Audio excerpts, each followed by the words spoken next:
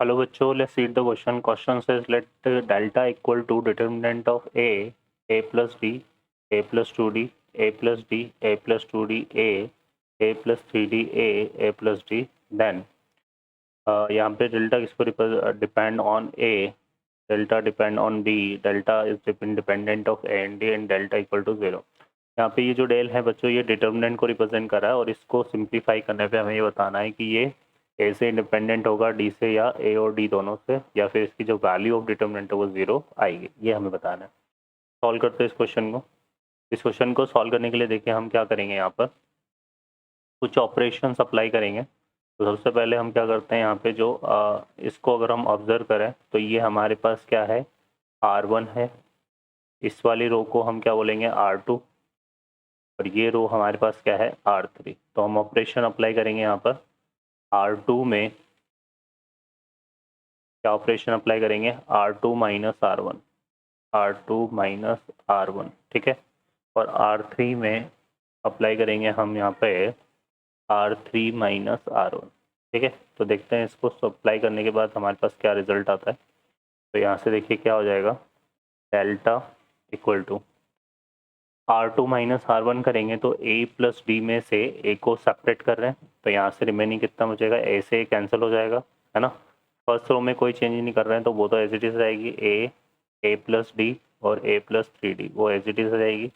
और यहाँ पर हमारे पास रिमेनिंग कितना बचेगा, A से A तो कैंसिल हो जाएगा तो D बचेगा रिमेनिंग, ठीक है ना. और यहाँ पे 2D में से D कैंसिल हो जाएगा और A से A कैंसिल हो जाएगा. तो यहाँ पे भी रिमेनिंग कितना बच रहा है, D, ठीक है. और यहाँ A कैंसिल हो जाएगा, R2 माइनस R1 करेंगे तो, बट यहाँ पर बच्चों माइनस डी बचेगा, है ना. क्योंकि यहाँ पे A से A कैंसिल हो गया और 2D माइनस डी करें ना तो D बचेगा ना. और यहाँ पर A minus A plus 3D करेंगे तो फिर यहाँ माइनस 3D बचेगा, ठीक है. क्लियर है. अब आते हैं हम यहाँ पे थर्ड में, रो में हम चेंज कर रहे हैं R3 माइनस यहाँ पे R1 कर रहे हैं ना बच्चों, R3 माइनस R1, ठीक है. तो A plus 2D minus A करेंगे, है ना. A plus 2D minus A, तो रिमेनिंग यहाँ पे कितना बचेगा, 2D. फिर A minus A plus D करेंगे तो यहाँ रिमेनिंग बचेगा माइनस का D. और A plus D minus A plus 3D करेंगे तो A से A कैंसिल हो जाएगा और D माइनस 3D करेंगे तो माइनस का 2D यहाँ पर रिमेनिंग बच जाएगा, ठीक है. अब इसको देखें यहाँ पे, तो जो सेकंड रो है उसमें से क्या कॉमन आ रहा है बच्चों, D कॉमन आ रहा है. और थर्ड रो है उसमें से भी D कॉमन आ रहा है. तो यहाँ पे D स्क्वायर आ जाएगा बाहर और रिमेनिंग यहाँ पे बचेगा A 1 2. फिर यहाँ पर बच रहा है हमारे पास कितना, A प्लस D 1 माइनस 1. और यहाँ पर आ जाएगा हमारे पास कितना, A प्लस 3D. और यहाँ से आ जाएगा हमारे पास माइनस 3 माइनस 2, ठीक है. ये आ रहा है. अब हम क्या करते हैं, इसको थर्ड रो के रेस्पेक्ट में सॉल्व कर लेते हैं. थर्ड रो के रेस्पेक्ट में सॉल्व कर लेते हैं या फिर हम इसको फर्स्ट रो के रेस्पेक्ट में सॉल्व कर लेते हैं.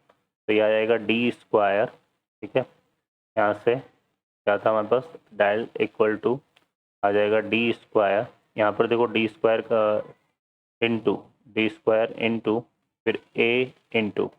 अब ए के कॉरस्पॉन्डिंग रो और कॉलम को ऐड करेंगे तो कितना हो रहा है, -2 इंटू 1, है ना. कितना हो गया, -2. और -1 इंटू 3 3 हो गया. तो यहाँ पे आएगा -3, ठीक है. फिर आ जाएगा minus of A plus D into, यहाँ से देखो इसके कॉरस्पॉन्डिंग रो और कॉलम को हाइड करेंगे तो 1 इंटू -2 कितना आ जाएगा बच्चों, -2. और 2 इंटू -3 कितना हो गया, -6. -6 और एक माइनस बीच में आएगा तो प्लस का 6. फिर यहाँ से आएगा प्लस A प्लस 3D. और A प्लस 3D के कॉरस्पॉन्डिंग रो और कॉलम को ऐड करेंगे तो 1 इंटू -1 कितना आ गया, -1. और 2 इंटू 1 कितना आ जाएगा बच्चों, -2. तो ये हमारे पास बन रहा है यहाँ पर. क्लियर है. अब इसको सॉल्व करते हैं. तो यहाँ से देखो आ गया डी स्क्वायर, ये -2 -3 कितना हो गया, -5. तो यहाँ से आएगा माइनस का 5 है. यहाँ पे हमारे पास ये कितना बन रहा है, -2 प्लस 6, है ना. -2 प्लस 6 तो ये कितना हो गया बच्चों, 4. और 4 को इससे मल्टीप्लाई करेंगे तो ये कितना हो रहा है, माइनस का 4a, है ना. माइनस का 4a आ रहा है. और ये कितना हो गया हमारे पास, माइनस का 4d. ठीक है, ये आ जाएगा हमारे पास। फर्दर यहाँ से सॉल्व करते हैं इसको, तो ये कितना हो गया -3, और -3 को ऐसे करेंगे तो कितना आ रहा है, ये -3 है ना, और यहाँ से करेंगे तो 3D और -9D हो जाएगा ये। ठीक है बच्चों, तो यहाँ से आ रहा है -9D। क्लियर है। तो यहाँ से अगर हम देखें तो ये हमारे पास कितना हो गया, -5 -4 -3 है ना, तो ये तो हो गया D², -5 -4 -13, सॉरी -9, -9 और -3, तो -12A ये आ रहा है हमारे पास, और यहाँ से -4D और -9D ये मिलके हो गया -13D। तो इसको अगर हम देखें क्लियरली तो डेल्टा जो है हमारा डिपेंड कर रहा है किस पर, ये ए पर भी डिपेंड कर रहा है और डी पर भी डिपेंड कर रहा है।